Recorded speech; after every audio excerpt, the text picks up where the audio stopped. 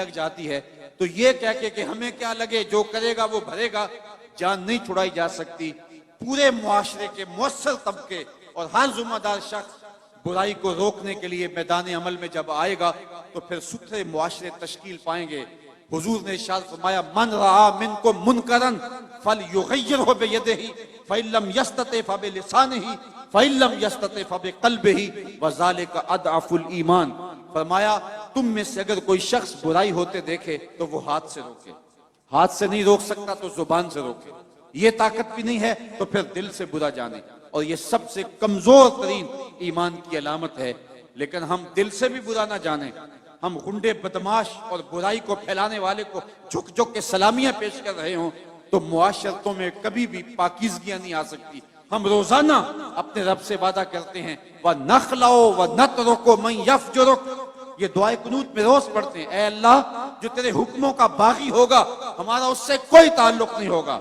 आज के इस इज्तिमा में आने वालों, अपनी जिम्मेदारियों को समझो और इस्लाम ने हमें जो खूबसूरत निज़ाम जिंदगी दिया हुआ है उससे नफा हासिल करके इस मुआशरे को जहन्नमज़ार होने से बचाओ और इस मुआशरे को पाकीज़ा करो।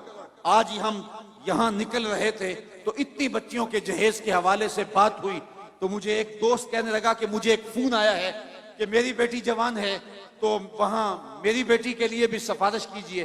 तो मैंने कहा, साहब वहाँ सिफारिश तो नहीं है और वहाँ कुरान अंदाजी है।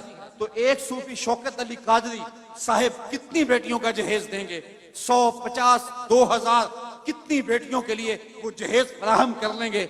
हमें अमली तौर पे जुद्दोजहद करनी चाहिए कि मुआशरे के अंदर से इस रस्म बद को मिटाया जाए और हम एक ऐसा पाकीज़ा मुआशरा तश्कील दें कि जहां जो है वो इंसानी कदरों का हिया हो और मुआशरे के अंदर जो फैली हुई गलास्तें हैं और गलत रसूमात हैं जिन्होंने मुआशरे का सुख छीना हुआ है, आप क्या अंदाजा कर सकते हैं उस बूढ़े गरीब वालिदैन का जिसको कभी बाजार में जाके दिहाड़ी भी नहीं मिलती और उसकी दहलीज के ऊपर जवान बेटियां बैठी हैं और उनका रिश्ता कोई इसलिए कबूल नहीं करता कि इनके गरीब माँ बाप के साथ जहेज, उनके पास जहेज के लिए देने के लिए कुछ मौजूद नहीं है।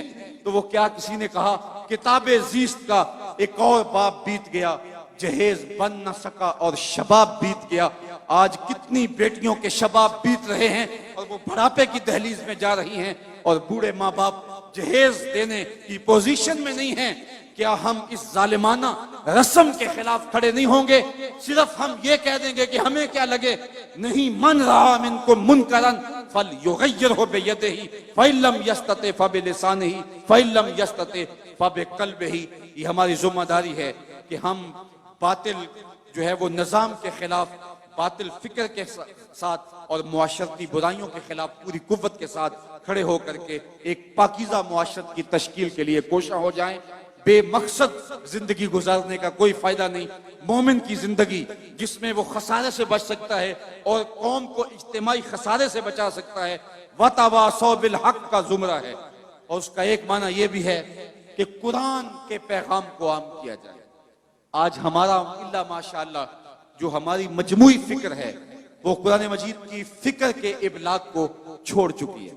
हमारा अंदाज यह है कि कुरान जिस मकसद के लिए नाजिल हुआ था आज हम उसको तर्क कर चुके हैं। कुरान मजीद एक जिंदा किताब है।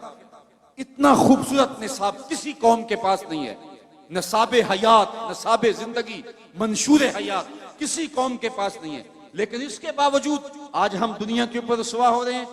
इतनी खूबसूरत थ्योरी होने के बावजूद हम रुसवा क्यों हो रहे हैं?